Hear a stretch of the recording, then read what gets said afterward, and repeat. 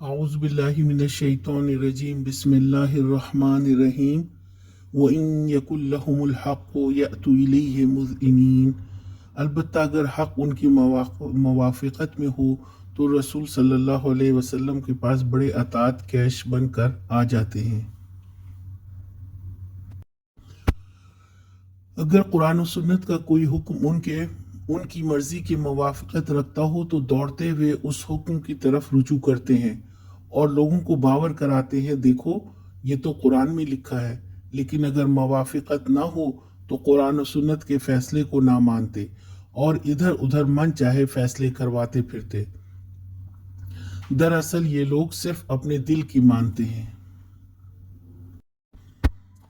آج کا سوال، یہ لوگ نبی کریم صلی اللہ علیہ وسلم سے فیصلے کب کرواتے تھے؟